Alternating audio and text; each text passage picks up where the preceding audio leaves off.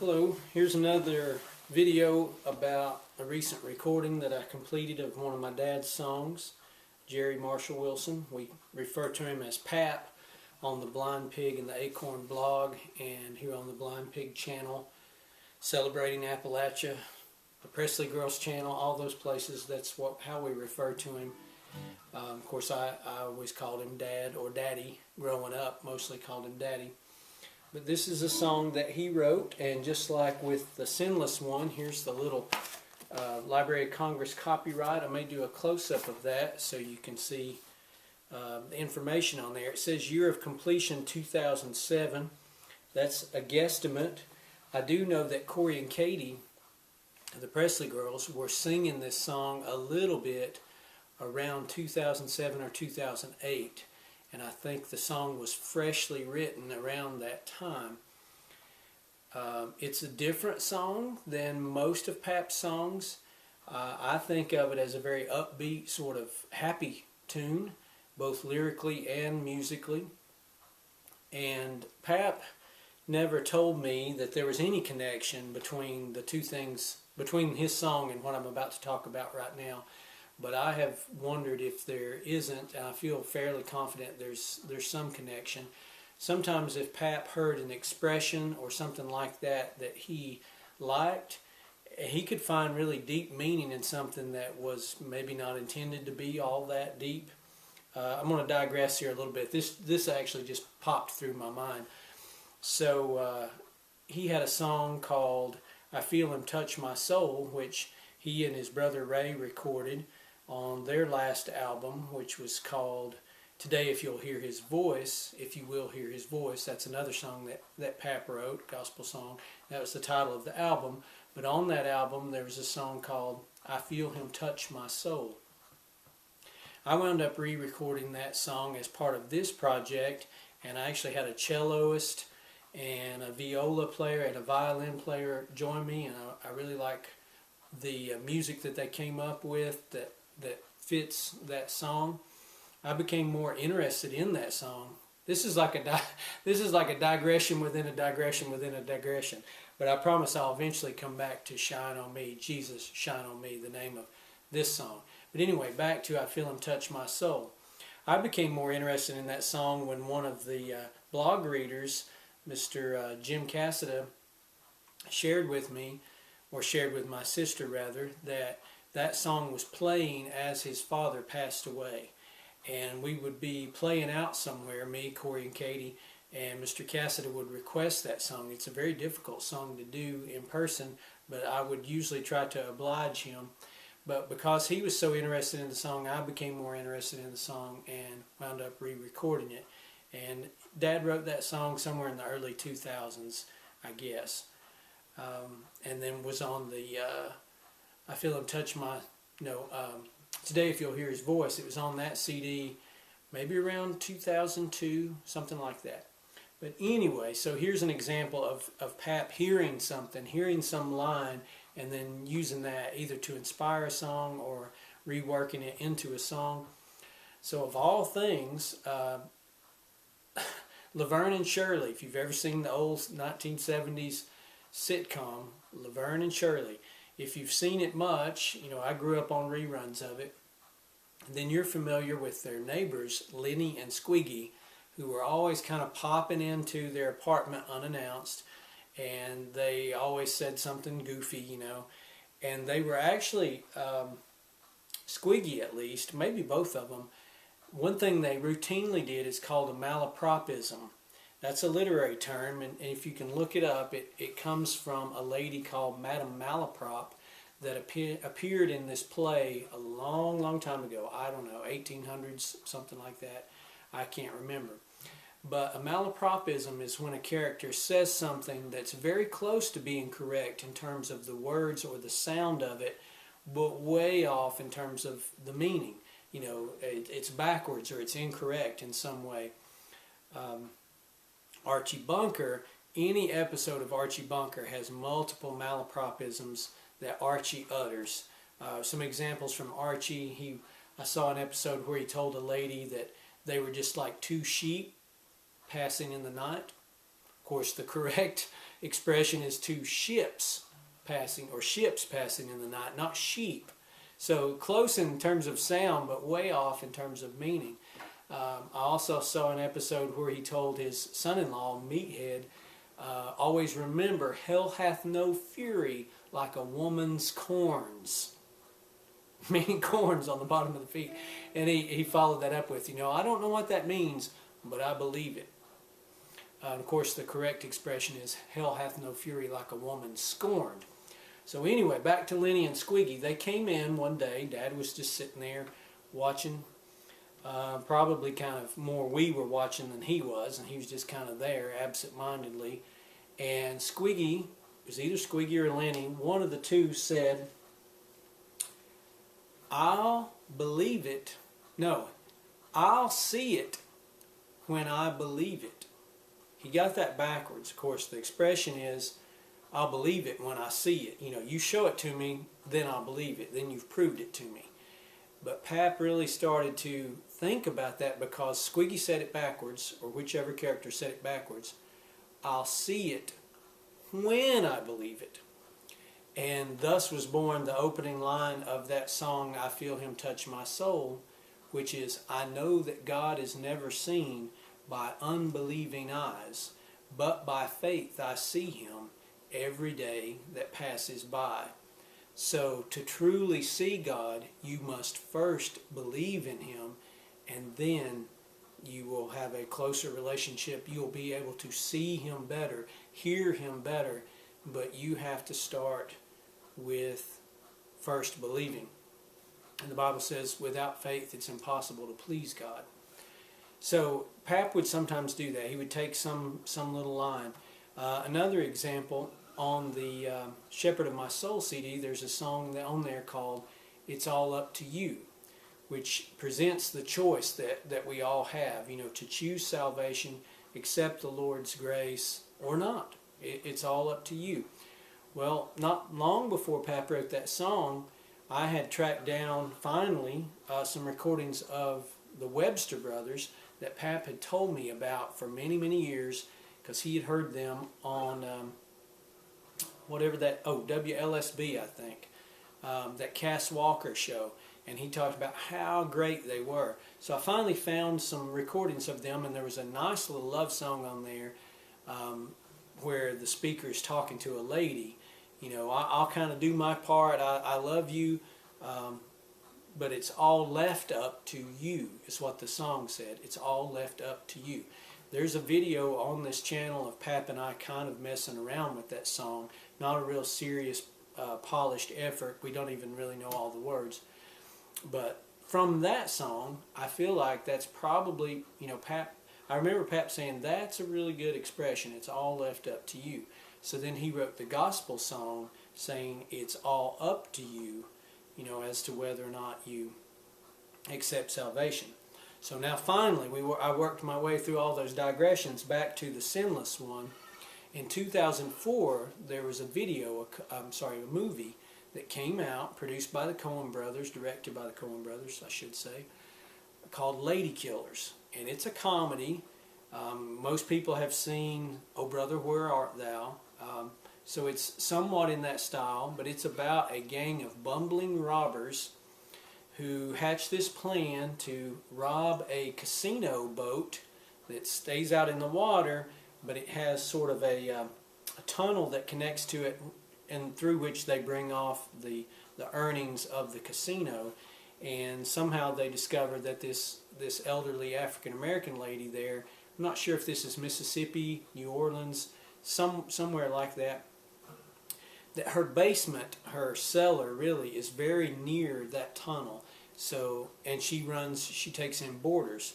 So the main character, played by Tom Hanks, starts to stay in her home, and he's masquerading as a Renaissance musician, and he has this gang of robbers, and they're all, pretending to be musicians, and they pretend to practice in the cellar.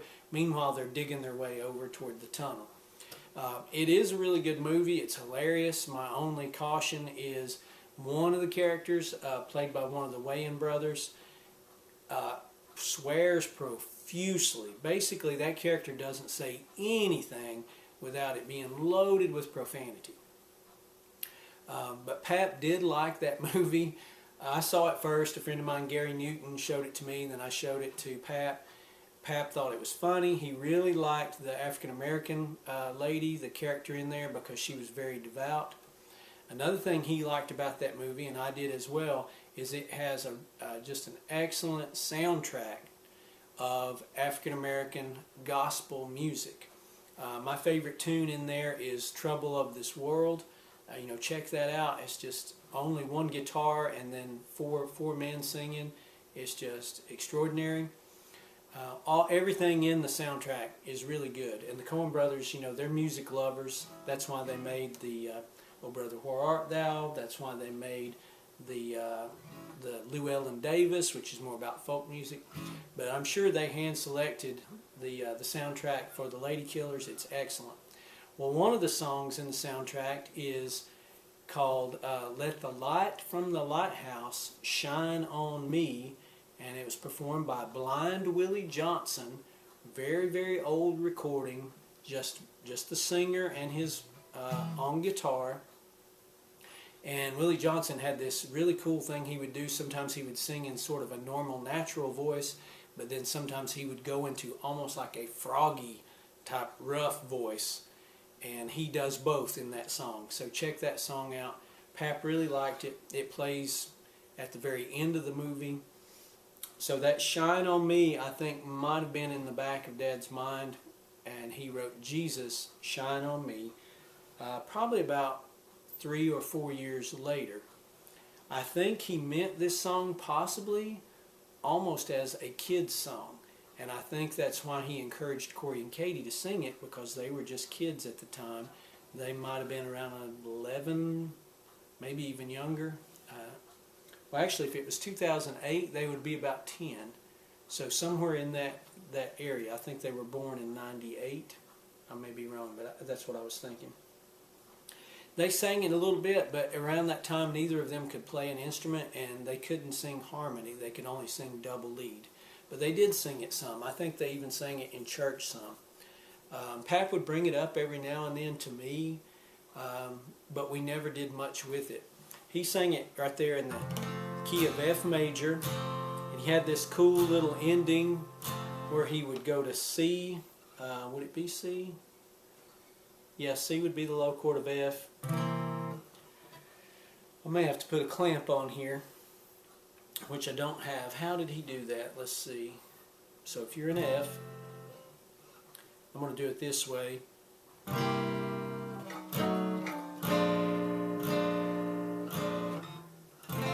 That's the way he would end the song, and he would cut his voice up really high. So I tried to do that also. I wound up singing it in G, just to make it a little bit easier in terms of the music. I started off trying to play it in a C position way down the neck on the Blue Ridge guitar, and sometimes it just wasn't quite true enough.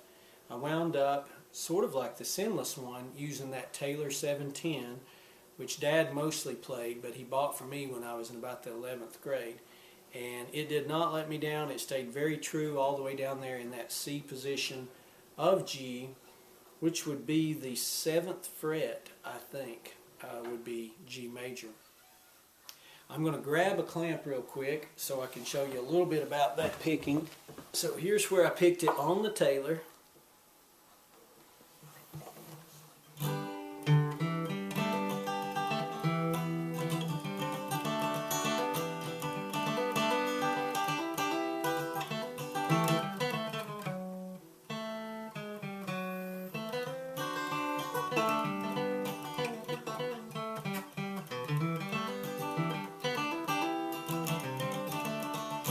Something like that, and you can probably tell if you're a guitar player that this guitar is not in tune in that position. It's particularly the A string. A lot of times when you clamp that far down on your guitar, what happens is certain strings go sharp, go too high. So right now my A string is sharp, and maybe the B string, and then those strings are just not quite with each other. this Gibson, don't get me wrong, I wouldn't trade it for the Taylor. It is a better guitar overall. It has a slightly higher action, meaning the strings are a little bit higher off the bridge and the neck than the Taylor, and that may be why the Taylor remains a little truer down there in that far position, because the strings are not as high. They're not super low, but just not as high. So I picked around on that for a long time, sometimes not really satisfied with it. And the one place that I wouldn't be satisfied with would be Shine On Me, in terms of picking it. And I tried different things like, whoops, or different rolls like that. And what I finally happened to do, sort of by accident, is the simplest thing, and I liked it much better, which would be, let's see, I have to start and pick there. Shine on me, Jesus, ever let it be, light all about me, bright as the noonday sun.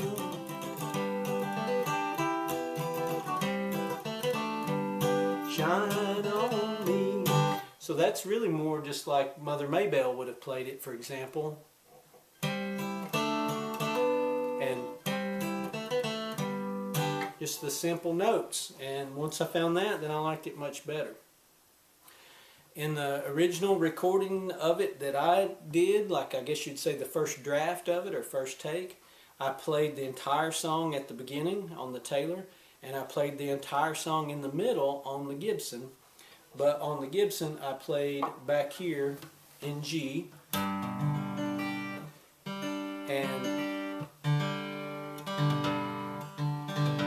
basically I let the Taylor have more of the higher register, the treble, and I let the Gibson with its hard maple sides and back have the deeper register.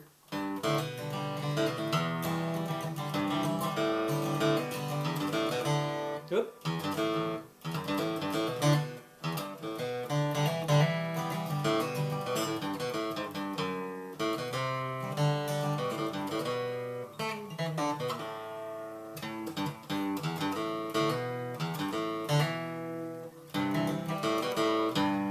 So a lot on the top two strings.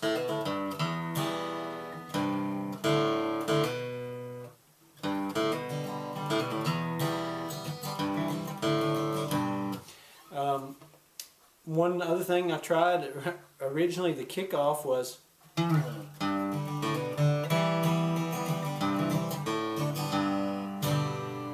or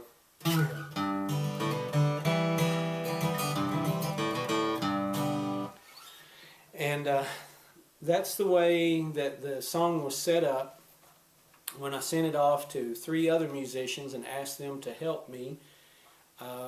To me, the song, it not only sounded a little bit like a kid's song in a good way, not a bad way, but it also sounded to me kind of like a Louisiana, New Orleans type feel to it. Pap was a big fan of a band that you can find on YouTube called Tuba Skinny, and all the videos of Tuba Skinny are live, and a whole lot of them are on sidewalks and street corners. And they played, of course they had a trumpet player, clarinet player, trombone player, usually a tuba player, washboard player, a great female singer, and they just did this great New Orleans style music. And a lot of times with that New Orleans style music, the further the song goes, then the more instrumentation just starts to be crammed in there, all these different notes from these brass instruments mainly. He really liked them, and I thought, I kind of feel like that's what he was going for with this song, so I'm going to try to get that kind of music. So I sent it to a clarinet player, Cynthia Black, a trumpet player, Cecil Jackson, and a trombone player, I'm going to forget his name,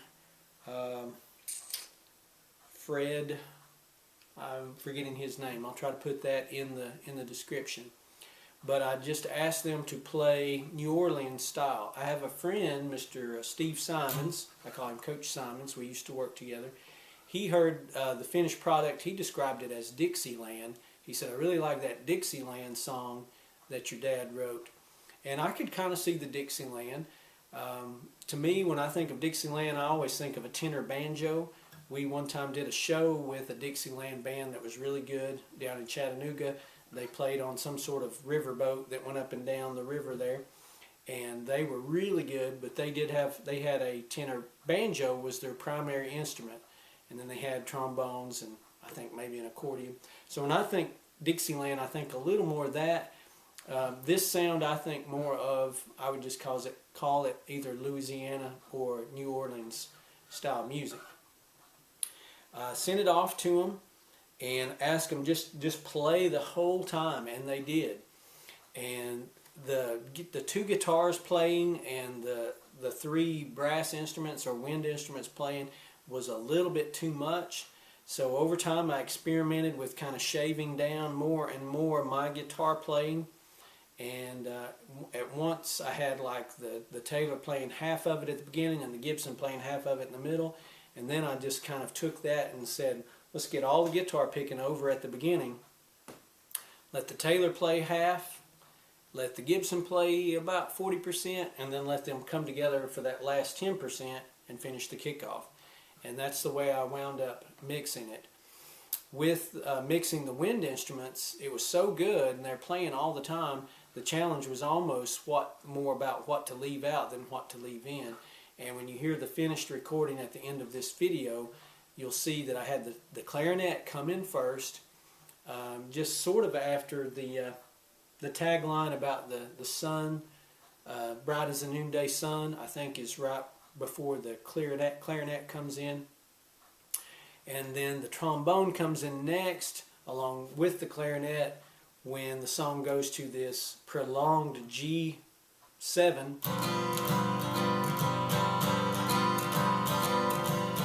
When I was a child, the darkness made me flee.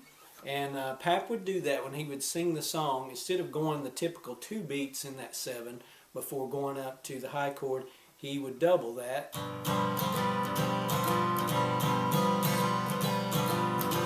I haven't counted, that may be actually 6 beats. But he would hang out there and it would just kind of make the song build. So the trombone comes in there. The trumpet comes a little while after that. I use the trumpet a little bit less than any of the 3 instruments. I do like a trumpet. I've always been very partial to a clarinet. A flute and a clarinet are my favorite wind instruments.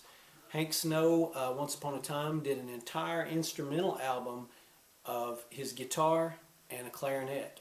Believe it or not, you can find it, and every song on there is great. I'm not sure who the clarinet player was. But a clarinet just has sort of a richness, yet a softness. I decided to let it be kind of the lead instrument. And to be fair to the trumpet player, the original plan was that they would be able to hear each other as they laid down the track.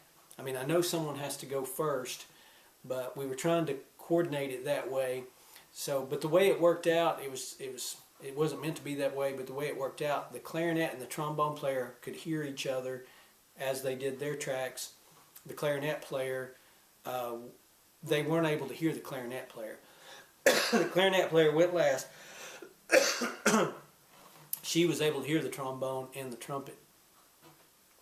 But because the trumpet player was not able to hear the clarinet player, I feel like the trumpet player, I think he got a little bit over top of what the clarinet was doing. There's really no danger of that with the trombone, because trombone, you know, kind of hangs out in that lower register. It's not going to do any sort of lead direct playing. It's more of a backup instrument, a fill-in instrument. But the trumpet got a little bit on what the clarinet was doing, so that's why I used less of the trumpet. I did ask for him to do a muted trumpet, because to me that creates more of that New Orleans sound, and he did, and all of them did a fantastic job. I mean, I'd give them all 5 out of 5 stars, and I'm really happy with the way it turned out. And back to that ending that Pap did, the Of course, I did it in G, so it would actually be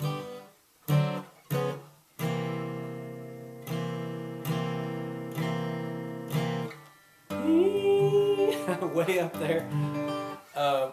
All three of those instruments, they're just having a great fun time, it sounds like to me, in that ending. And they don't try to end right together, they just kind of do their own thing, is the way Josh Griggs described it. If you've seen Josh on this channel, you know he's my piano playing friend.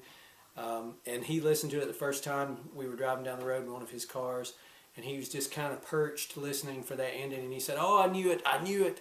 I knew they would end that way. I knew they would just kind of do their own little, like almost musical party of notes that they're just flinging around and not really concerned about ending right together in time." Anyway, I was just pleased with how it all turned out. I'm going to back up a little bit and show you something kind of neat here that I just found last week, and I'll show a close-up of this. This is some sort of envelope, but I'm not sure how it worked. It may have been an envelope that Pap cut open. He kept his knife like scalpel sharp all the time. So even though this looks like a finished edge, that may be where he cut the envelope open. And on this, he has written out a little list. As soon as I saw this, of course, I knew it was his handwriting. I thought it was a set list.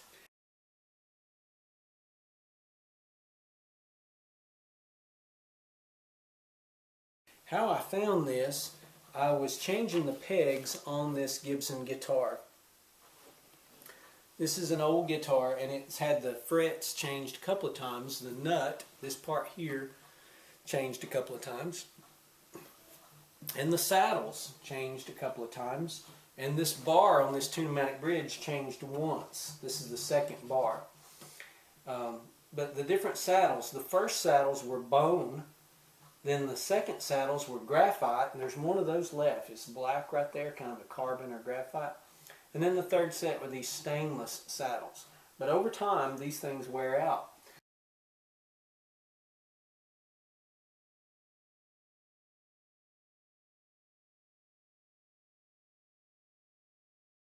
The original pegs were bone pegs, and they were the color of the trim on the guitar. Then the next set were just white plastic, sort of simulated bone. Then the next set were black plastic. And I had some pretty nice little rosewood that I bought, and I had been using them for a while. They match the mustache part, as they call it, of the bridge, which I think is really cool. You can see that, you know, the bridge, and then there's the end of the peg. It has a little perloid dot. So these are wooden pegs. They were okay, but the problem was they were just not quite fat enough. The diameter was a little too small. So last week I decided, well, I need to just put in the second to last set. And the reason I'd stopped using them, they're all in fine shape, but the little perloid dots are missing from two of them. But I just put them on at either end, and probably nobody, I'm sure, is going to notice that. But as I was on my peg search, I noticed this little string packet. Once upon a time, strings came in a packet like this. They don't really do that anymore. And then each string was individually packaged in a paper envelope, kind of this same shape. But I looked through the bag and I saw some white pegs. And I found the second to last pegs, which look what kind of shape they're in. It's like, oh my goodness, how did they even get like that? Looks like a dog has been chewing on it or something. So I couldn't reuse those. But inside that is where I found this little envelope. When I first flipped it over, as I said, I thought, oh, that's a set list. But then when I started reading, and it's numbered 1 through 27 maybe, or 25 is the last number, but there's a couple more songs down below there. Every song on this list is an original song by Pap. Why he was writing them down, I do not know. They have these little symbols that he's written beside them. Some songs have an O. Some songs have sort of a check mark. It looks almost like an L, but I think it's a check mark. And I first thought maybe the O means that it hasn't been recorded yet, and maybe the check mark means it has been recorded. But that doesn't hold up true, because there are songs on here that, like He Showed Me What Was Best for Me, was recorded way back in 1973 or 71, somewhere in there, and it has an O by it. So that defeats the theory about what those symbols mean. I don't know what they mean. I don't know why he would have written this down. I wrote a big long list of all his songs, and I got to about 58, 59, 60, somewhere in there. I've never known Pap to do that. I don't know why he would have written these down. There's no way that he and Ray were going to do a set of 20 original songs. Absolutely no way. One of their sets might have 2 or 3 original songs, usually. I don't think he was writing them down for me, because number one, he didn't give it to me, and number two, he would have started with a much bigger piece of paper than this little bitty thing here.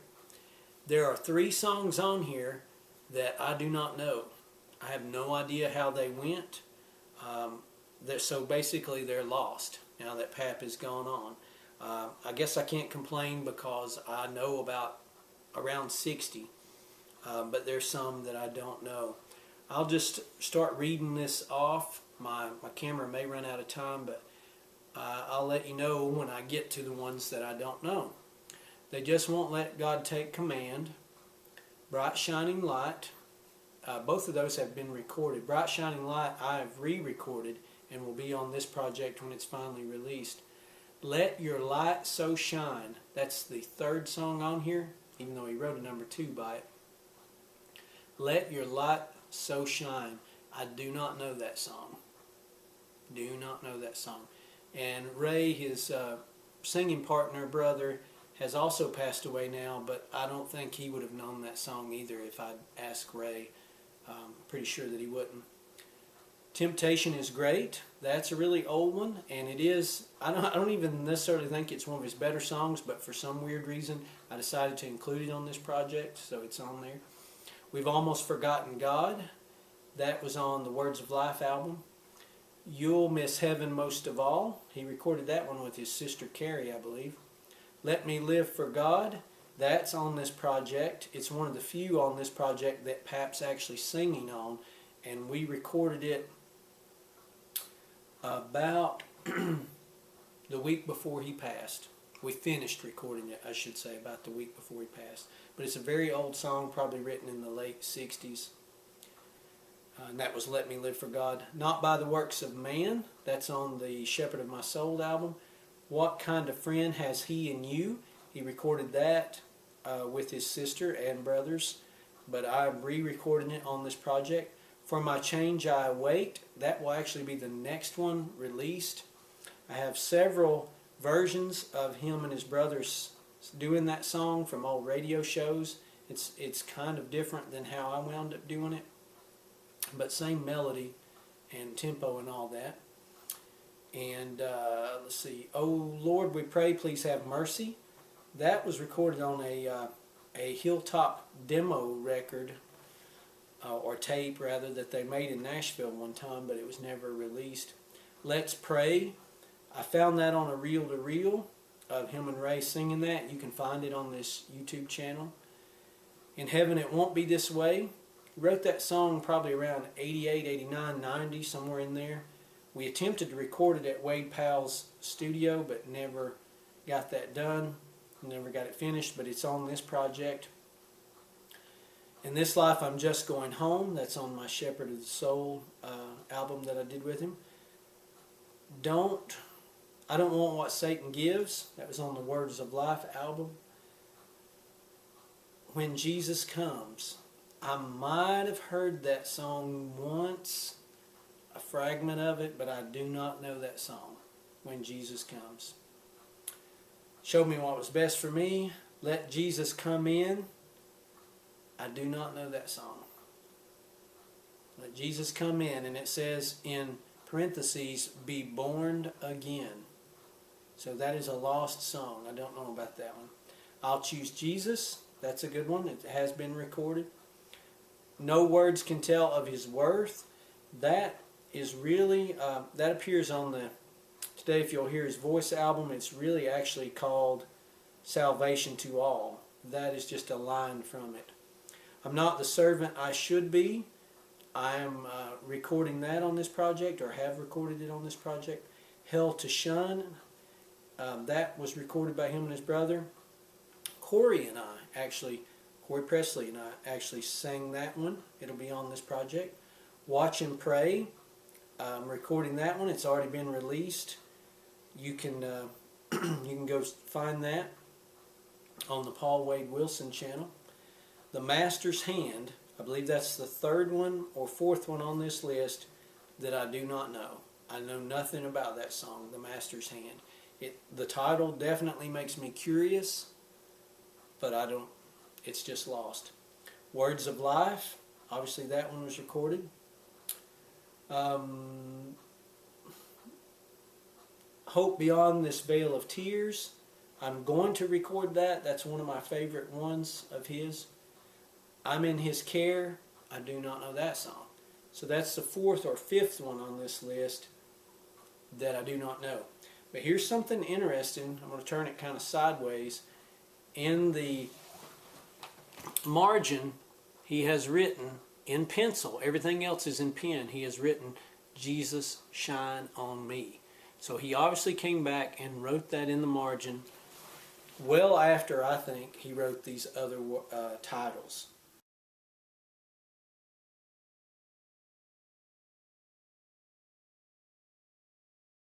But again, why he made this list, I don't know. But this piece of paper, I can tell, is very old. I mean, it's literally falling apart. I might laminate it, or I might just kind of put it up somewhere. But that was a cool little find. Although it does sadden me that there's a handful of songs on there that I don't know and that they're just gone and lost. He didn't make any duds, in my opinion, so those are good songs that are gone. But I can't complain because at least I know the vast majority, over 95% of them, and can sing them and share them. A few other things about the song. I'll go back to this copyright. One thing I've learned is that it's much easier to copyright a song that was written within this century. So I sent this one off and got it back really quickly. Same thing with the Sinless one, because the Sinless one was written around 2012. Sent in, the information, boom, got it back, copyright, no problem. But some of these that were written in the 60s and the 70s, the Library of Congress takes their sweet time, and I don't blame them. They look at that as very questionable. They're almost suspicious of that. Why is this song just now being copyrighted decades later? So they do a lot of searching, try to make sure that this is not a copy of something, that there's not someone else who's claimed this copyright. And there's a few of them that they've held so long they may not actually issue or grant the copyright. And I have explained to them that Pap didn't really understand how the copywriting worked. He thought, and had been told by many people, that if you copyrighted an album, it also copyrighted all the songs on there, which is not really true. It copyrights only the recording of those songs. It does not copyright the composition, you having the copyright as the composer. So that's something I'm doing now, a song at a time, going back and copywriting those. I also learned through this process that some things changed after or in 1978. So prior to 1978, a song was not considered published unless it was on something that you sold to the public. After 1978, if I just go over to the Martins Creek Community Center and sing one of these songs in front of a crowd of 10 people, then that song was technically just published. But prior to 1978, it had to be in a fixed format that was sold to the public. So those older songs, it's harder to copyright them. I have thought about just being less than truthful about when they were written and just saying, oh, these were all written in 1979, or these were all written in 2000 or 1999 or something like that to make it easier. But I'm just going to present them as they really were, to the best of my knowledge or ability, you know, okay, I think this song was written in 1964, or I think this song was written in 1988, you know, whatever the case is, and then just answer their questions when they invariably come back with, why is this just now being copyrighted, and just have to kind of explain the situation. Back to this song, it's about to start playing. I hope you really enjoy it. I want to tell you where I got the photo from. As I said in the last video, when you upload a song for online release, you have to have a thumbnail and icon. And they're very particular about the resolution. I'm not a photographer, and I don't have time to fool with photography. So sometimes I just snap a picture of a flower in Mom's yard, or just a wildflower in the woods, and say, there you go, put that with this song, there's the image. This time I was a little bit more lucky, or more fortunate. Wade Powell II, not Wade Powell III that you've seen playing banjo and guitar on this channel, but his father, Wade Powell II, for the last few years has been a photographer. He's been studying photography, taking thousands and thousands of pictures. And just before Christmas, I was down at his house, and one of the last things he told me, we'd gone and gotten lunch and came back to his house, and I was about to hop in the truck and drive home from his house, which is about an hour and a half drive. And he pointed up on the bank to about a 4x4 post that was just standing there, and he said, I'm going to set up my camera through my bathroom window, and I'm going to take pictures of birds when they light on that post. I'm thinking they're going to light there, and I'm going to get some good pictures. And I was like, okay, you know, whatever, Wade. And he has gotten some amazing photos.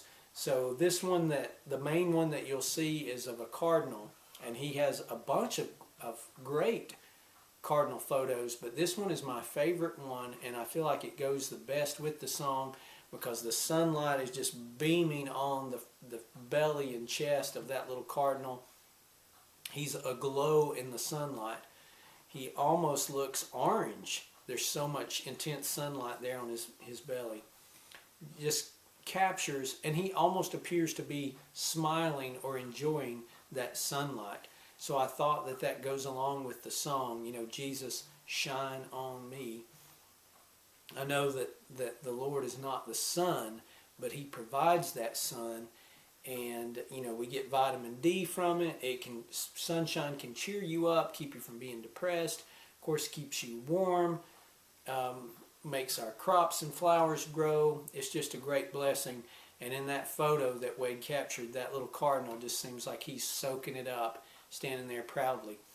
I'll share something funny with you. If you're a female and you're seeing that photo for the first time, I'm going to guess one of your thoughts or comments is going to be, look at his little feet. Because every lady that I've shown that picture to, my sister, my mother, my nieces, co-workers, everybody, every female that I've shown that to is drawn to, and there is an amazing level of detail, drawn to the little sort of scaly nature of his feet, because it shows up in such detail in that photo. Now, if you go to the Paul Wade Wilson channel, or you go to YouTube or CD Baby, Spotify, any of these places, you're only going to see that photo for the duration of the song. But I thought I would throw in some other great bird photos that Wade captured on that 4x4 post and let you enjoy those as you listen to the song. I also threw in just a brief little video that I shot day before yesterday. My friend Steve Simons, who I actually mentioned earlier in this song, the one who described this song as Dixieland. Rather, I mentioned him earlier in this video. He took me to Lake Appalachia. He has a cabin down there, and he took me to Shoal Creek Falls, which feeds into the lake, and I'll just throw in a few little seconds of that video as well, because one way that Jesus shines on us and God shines on us is the gift of His creation. And I thought about this the other day, and the camera may cut off at any minute. The Mumford and Sons, that was a popular band around 2008, 10, right in there.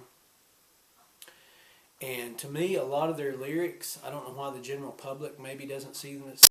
I was so long-winded that the camera did cut off on me.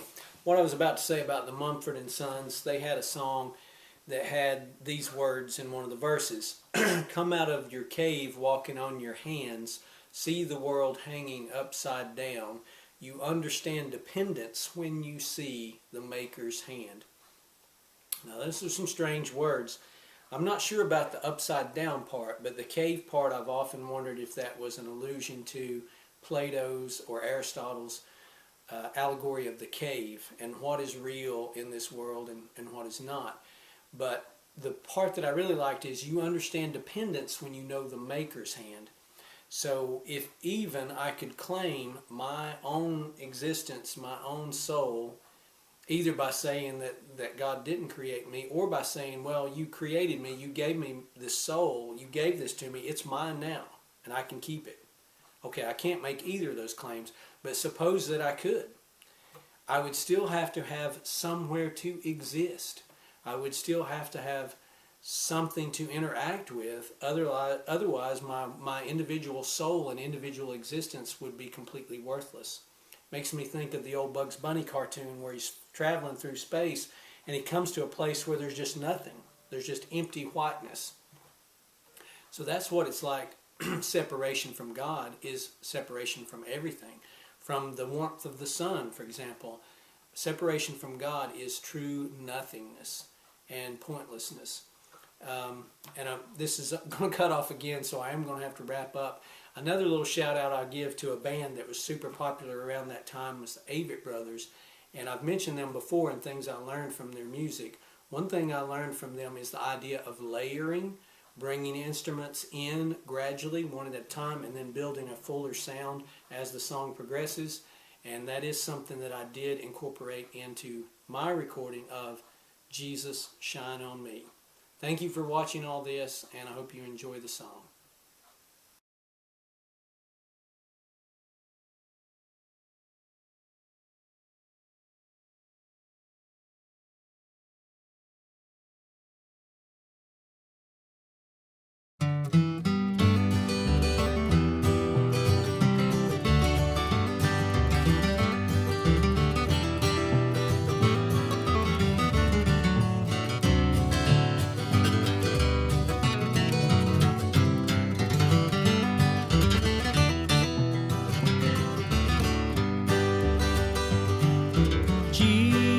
Jesus, shine on me. Jesus, ever let it be a light all about me, bright as the noonday sun. Jesus, shine on me.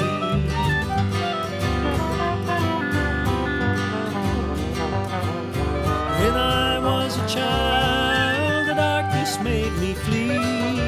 Even though I'm older, it still troubles me. Jesus, shine on me.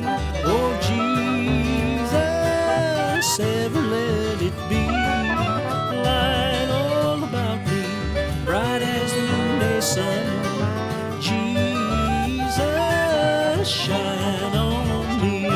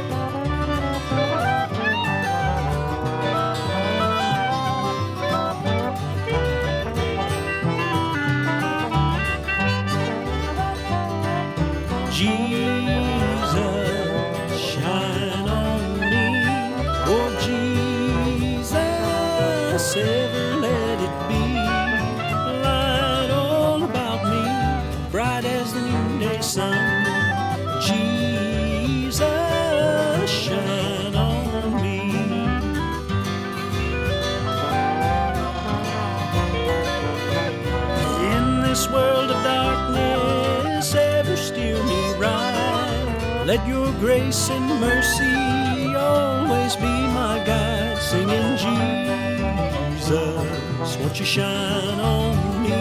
Oh dear Jesus, I ask you, let it be.